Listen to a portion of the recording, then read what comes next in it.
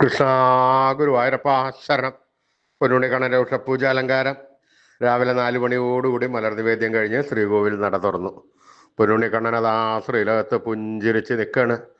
നെയ്വിളക്കുകളെല്ലാം നിറഞ്ഞു കത്തുന്നുണ്ട്.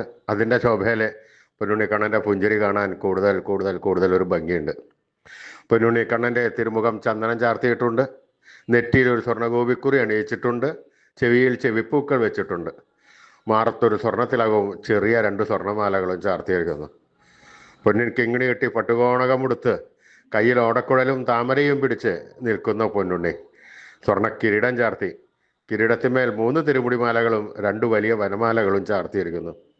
അങ്ങനെ സുന്ദരനായി പുഞ്ചിരിച്ച് നിൽക്കുന്ന സച്ചിദാനന്ദ കട്ടയെയാണ് നട തുറന്ന സമയത്ത് ഭക്തന്മാരെല്ലാവരും കാണുന്നത്. അത് കണ്ടതോടുകൂടി അവർക്ക് സന്തോഷത്തിൽ ആനന്ദത്തിൽ ആറാടിയ പൊന്നുണ്ണിക്കണ്ണൻ്റെ തിരുനാമങ്ങളും ചൊല്ലി കണ്ണൻ്റെ അടുത്തേക്ക് അതാ ഓടി ഓടി ഓടി ഓടി പോണു. ആ സോപാനപ്പടിയിൽ നിന്ന് കണ്ണനെ കൺകുളിർക്ക കണ്ട് കണ്ണൻ്റെ തൃക്കാൽക്കൽ വീണ് നമസ്കരിക്കണു, പ്രാർത്ഥിക്കണു. കണ്ണൻ്റെ അനുഗ്രഹം അവർക്കെല്ലാവർക്കും എല്ലാം എപ്പോഴും ഉണ്ടാവണം. ആ സുന്ദര രൂപം നമുക്കും നമ്മുടെ മനസ്സിലേക്കൊന്ന് ആവാഹിച്ചാലോ? എല്ലാവരും നല്ലപോലെ പ്രാർത്ഥിച്ചോളൂ. ആ പൊന്നിൻ കിങ്ങിണി കെട്ടി പട്ടുകോണകമെടുത്ത് കയ്യിൽ ഓടക്കുഴലും താമരയും പിടിച്ച് സർവാഭരണ വിഭൂഷിതനായി നിന്ന് പുഞ്ചിരിക്കുന്ന സച്ചിദാനന്ദ കട്ടയെ ആ രൂപം നമ്മൾ മനസ്സിൽ നല്ലോണം വിചാരിക്കുക. ആ പൊന്നുണ്ണിക്കണ്ണൻ അതാ നമ്മുടെ മനസ്സിൻ്റെ ഉള്ളിലേക്ക് അത് കയറി വരണു. ആ പൊന്നുണ്ണിക്കണ്ണൻ അവിടെ എത്തിക്കഴിഞ്ഞാൽ ആ കണ്ണനെ 2 കൈ കൊണ്ട് കൂട്ടിപ്പിടിച്ച് അവിടെ നിർത്തി, അവിടെ പ്രതിഷ്ഠിച്ച് ആ കണ്ണനുമായി കുറച്ചു നേരം സംവദിച്ച് ആ കണ്ണനെ ഒന്ന് കൊഞ്ചിച്ച് ലാളിച്ച് ഒരു മുത്തം കൊടുത്ത് ആ കണ്ണൻ്റെ തൃക്കാൽക്കൽ വീണ് നമസ്കരിക്കാം, പ്രാർത്ഥിക്കാം.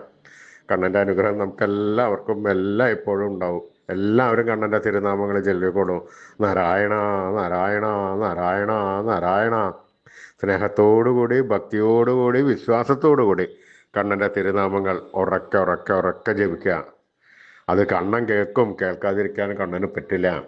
അത് കേട്ട് കഴിഞ്ഞാൽ കണ്ണൻ്റെ ഒരു വരവുണ്ട് നമ്മുടെ അടുത്തേക്ക്.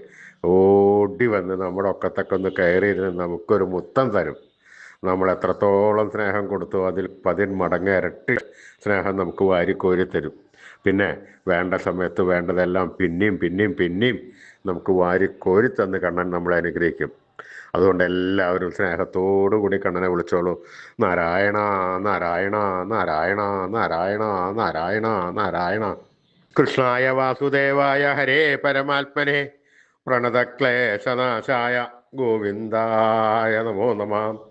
കൃഷ്ണായ വാസുദേവായ ഹരേ പരമാത്മനെ പ്രണതക്ലേശനാശായ ഗോവിന്ദായ നമോ നമഃ.